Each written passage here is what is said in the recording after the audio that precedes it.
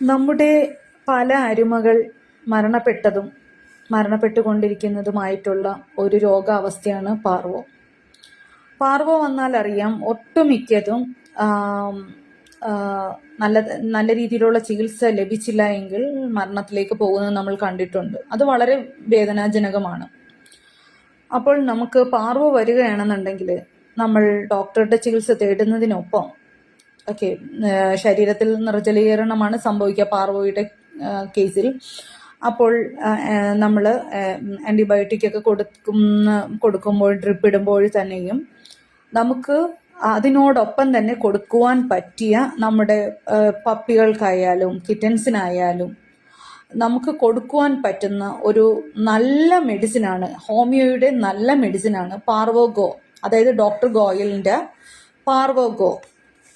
Parvo Go സത്യം പറഞ്ഞു കഴിഞ്ഞാൽ പാർവോ ഗോ എന്ന് പറയുന്നത് പോലെ, പേര് പോലെ തന്നെ പാർവോ പോവുക തന്നെ ചെയ്യും. ഈ മെഡിസിൻ്റെ ഒരു ഗുണമെന്ന് പറഞ്ഞു കഴിഞ്ഞാൽ, പാർവോ വരുമ്പോൾ അറിയാം സിവിയർ ആയിട്ടുള്ള വോമിറ്റിംഗ് കാണും, അതേപോലെ തന്നെ ബ്ലഡി ഡയറി ഉണ്ടാവും, പിന്നെ ഇമ്മ്യൂണിറ്റി നഷ്ടപ്പെട്ടുകൊണ്ടിരിക്കും. ഈ മെഡിസിൻ ബ്ലഡി ഡയറിയയും സിവിയർ ആയിട്ടുള്ള വോമിറ്റിങ്ങും സ്റ്റോപ്പ് ആക്കുന്നതിനൊപ്പം ബോഡിയുടെ ഇമ്മ്യൂണിറ്റി വർദ്ധിപ്പിക്കുകയാണ് ചെയ്യുന്നത് ഈ മെഡിസിൻ. അപ്പോൾ അതുകൊണ്ട് ഈ ഒരു മെഡിസിൻ നമുക്ക് എല്ലാവർക്കും തന്നെ കൈകളിൽ നമ്മൾ സൂക്ഷിച്ചു വെക്കുന്നത് നല്ലതാണ്. ഒന്നുകിൽ നമുക്ക് നമ്മുടെ വീട്ടിലുള്ള പെറ്റ്സിന് യൂസ് ചെയ്യേണ്ടതായിട്ടുള്ള എന്തെങ്കിലും അവസ്ഥ വരികയാണെന്നുണ്ടെങ്കിൽ, ഇമ്പോർട്ടൻ്റ് എന്ന് പറയുന്നത് വാക്സിൻ നമ്മൾ എടുത്തിരിക്കണം. വാക്സിൻ എടുക്കുക എന്നുള്ളത് തന്നെയാണ് പ്രതിവിധി എന്ന് പറയുന്നത്. വാക്സിൻ ഇൻ കേസ് ചില സമയത്ത് വാക്സിൻ ഫലിക്കാതെ വരുന്നത് കണ്ടിട്ടുണ്ട്. വാക്സിൻ എടുത്തവയ്ക്ക് പോലും ചിലതിന് പാർവോ വരുന്നത് കണ്ടിട്ടുണ്ട്. അപ്പൊ അങ്ങനെയുള്ള അവസ്ഥയിലാണെന്നുണ്ടെങ്കിൽ നമുക്ക് നമ്മുടെ അരുമകളെല്ലാം തന്നെ നമുക്ക് വളരെയധികം ഇമ്പോർട്ടൻ്റ് ആണ്.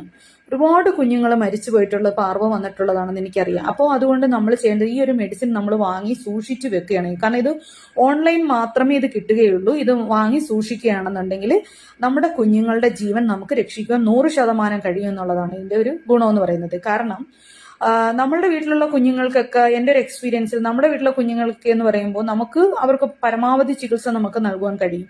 പക്ഷെ പലപ്പോഴും സ്ട്രീറ്റിലുള്ള കുഞ്ഞുങ്ങൾക്ക് നമ്മൾക്ക് അതിന് വേണ്ടതായിട്ടുള്ള ഹോസ്പിറ്റലിൽ കൊണ്ടുപോകാനോ ഒന്നും പറ്റാത്ത ചില സാഹചര്യങ്ങൾ നമുക്ക് നേരിടേണ്ടതായിട്ട് വരുന്നുണ്ട്.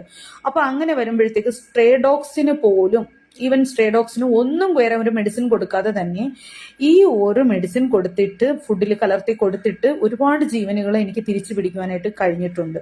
സോ അതുകൊണ്ട് നമുക്ക് ഇത് ആർക്ക് തന്നെയായാലും, ഇപ്പൊ ഒരു ഷെൽട്ടർ നടത്തുന്നവർക്കായാൽ തന്നെയും, അല്ലെങ്കിൽ നമ്മൾ ഈ അരുമകളെ വളർത്തുന്ന പൂച്ചയായാലും നായയായാലും, ഈ ജീവികളെ വളർത്തുന്നവർ തീർച്ചയായിട്ടും നമ്മളുടെ